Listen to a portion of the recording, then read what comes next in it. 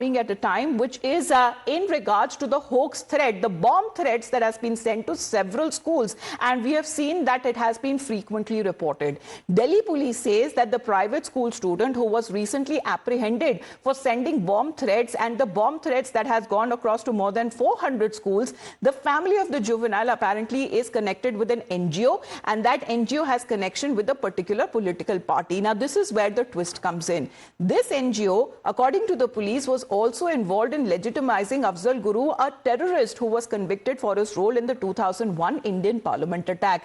Now, the influence of this NGO and its proximity to a political party raises critical questions about a possible larger conspiracy to create public unrest through disruptive tactics. According to sources, the accused who has sent the first threat mail back in May 2024, and this mail that was sent to about 400 public and private schools in Delhi NCR. Sources also revealed that the center used an open source to find the school's email addresses. However, the sender could not be traced as he was using a VPN, so his location could not be tracked.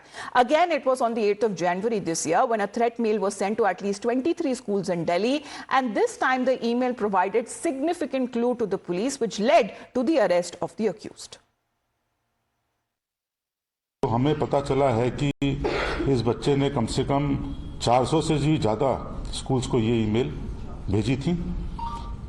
हम ये भी देखना चाहते थे कि एक बच्चा अकेला ये कैसे अपने आप अंजाम दे सकता है इस तरह के जो पूरे प्रकरण को।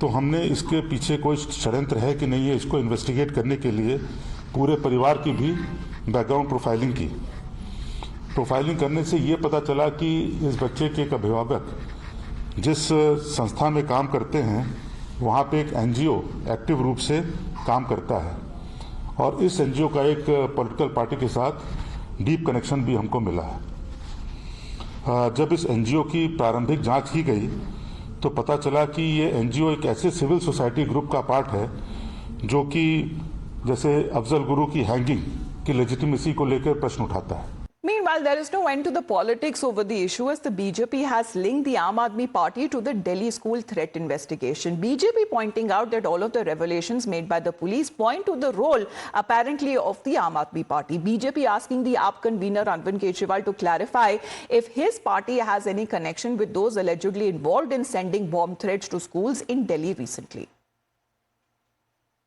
These all emails were originating from a person who is juvenile.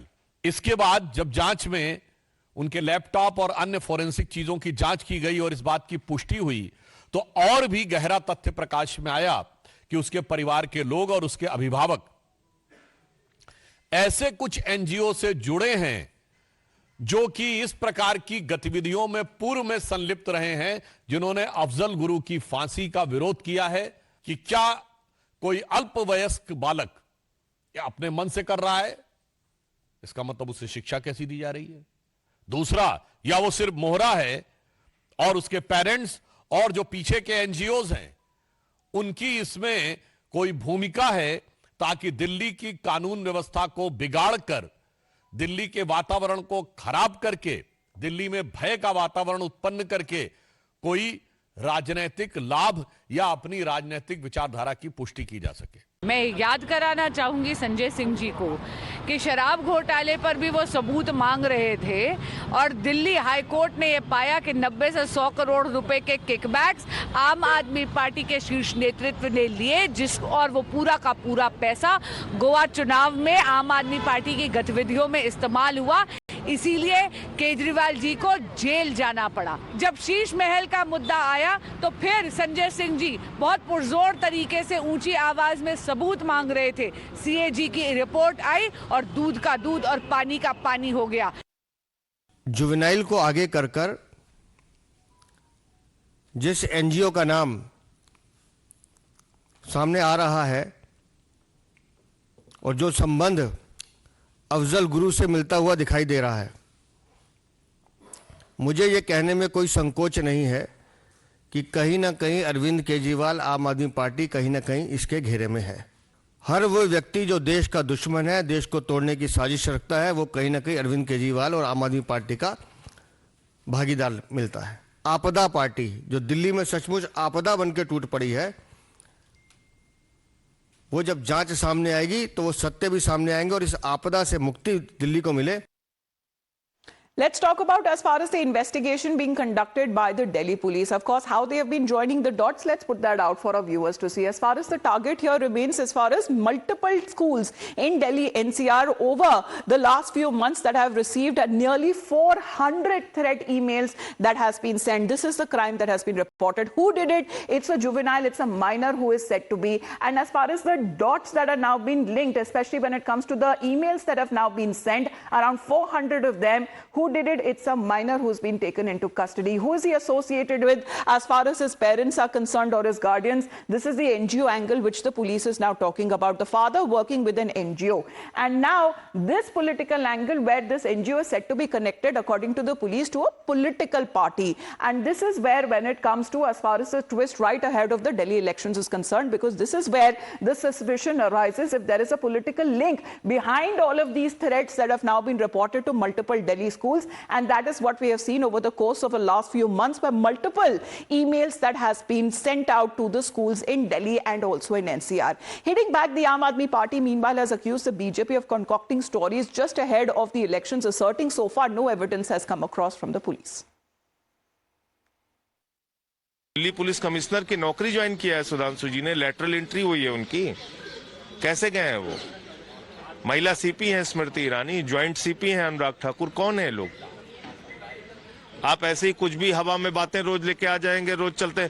जो ये फ्लाइट्स को उड़ाने की धमकी दी गई, वो आम आदमी पार्टी वालों ने फ्लाइट्स उड़ाने की धमकी दी। जो दिल्ली के स्कूलों को उड़ाने की धमकी दी गई 10 महीने से, आप कुंभकर्ण की नींद सो रहे थे। 15 दिन पहले, इलेक्शन के पहले आपको राजनीति सूझ रही है दिमाग में। भारत की सुरक्षा के साथ आपने मजाक बना रखा है। 10.5 साल में पूरे देश में जगह जगह बांग्लादेशी घुसपैठियों को तुमने बसाया, भाजपाइयों। तुमको हम जवाब देते फिरेंगे। देखिए, this is a point of investigation. अगर इन्वेस्टिगेशन होता है और जो भी उसमें जिम्मेदार हैं उनके खिलाफ कार्रवाई की। देखिए, वो तो बहुत गंभीर मामला है, ठीक है, और किसी एनजीओ से अगर जुड़ा हुआ है तो ये भी पता करना पड़ेगा कि संस्था की नीति से हुआ है या संस्था में कोई व्यक्ति कर रहा है।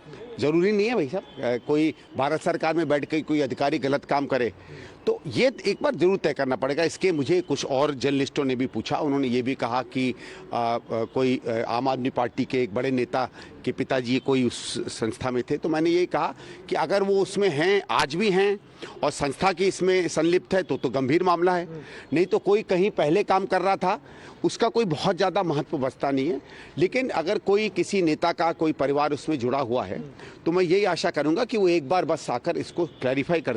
मैं लगातार आपके सामने एक बात कह रहा हूं कि भारतीय जनता पार्टी और आम आदमी पार्टी जनता के दिल्ली के मुद्दों को से दिमाग भटका रहे हैं और भटकाकर दोनों एक दूसरे पर आरोप और प्रत्यारोप लगा रहे हैं। आप बार बार मेरे से बात कर रही हैं और मैं बार बार एक ही बात कर रहा हूं। आज नया चेहरा सामने आया, स्कूलों को बॉम्ब थ्रेट देने का आरोप लगाना और बॉम्ब थ्रेट का जवाब देना।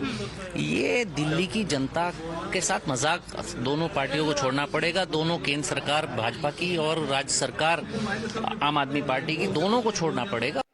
Now, reactions from political parties that have been coming in, but when it comes to the threat to Delhi schools, however, is there a alleged political link to those hoax calls that have now been made? Let's get you exactly when it comes to the revelations that have been made by the police in this case, saying that there was a minor who was apparently involved when it comes to sending those threat mails to schools. Another minor that is now been revealed, another revelation that has now come across as far as the minor's working is also concerned. We've also told you that the police is suggesting that there is a deep political links that may also be drawn from where the NGO is also working as far as the Fathers Connect there is concerned. The NGO has deep links with the political party, and apparently as far as this NGO is concerned, it has petitioned against Afzal Guru's hanging, the terrorist Afzal Guru, the main mastermind as far as the 2001 parliament attack is also concerned. And also another revelation says that they are probing political conspiracy angle if there is a larger angle that is said to be involved. Of course, this is all part of the investigation by the Delhi police. Let's in the